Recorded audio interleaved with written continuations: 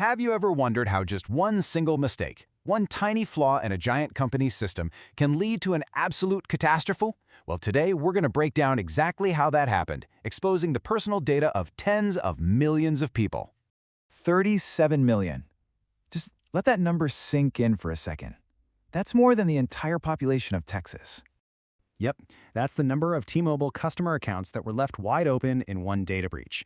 An event so huge it really forces us to ask some big questions about the software that pretty much runs our daily lives. So in this explainer, we are diving deep into the 2023 T-Mobile data breach. We're going to break down exactly what went wrong, how it happened, and answer that one central question. I mean, you'd think a company that big would have a digital fortress, right?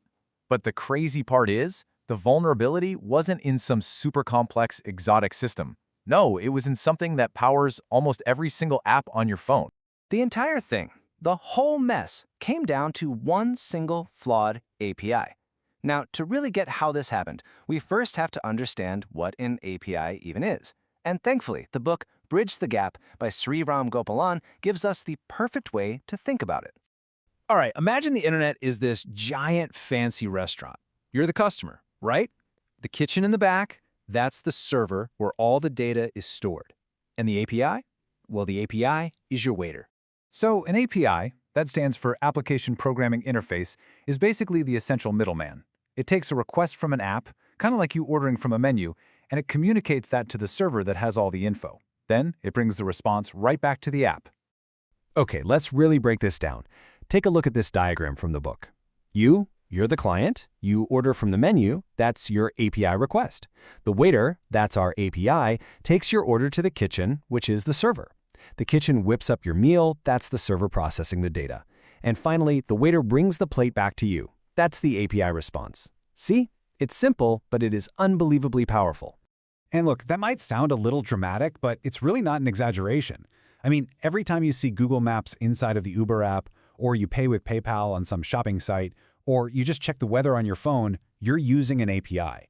They're literally the glue holding our digital world together.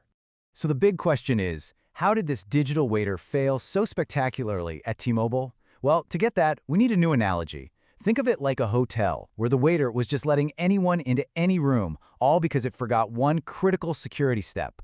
And to wrap our heads around this, we can pull another great analogy from the book, which compares digital security to checking into a hotel. It turns out there are two really distinct steps that, honestly, people confuse all the time. Okay, so step one is authentication.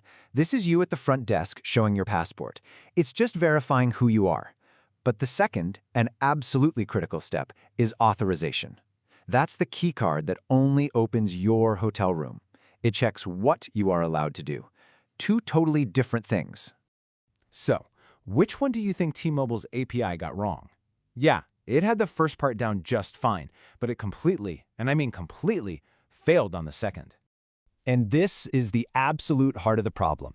The T-Mobile waiter checked your passport, right? It confirmed you were a guest. But then, instead of giving you a key to just your room, it handed you a master key that could open every single room in the hotel.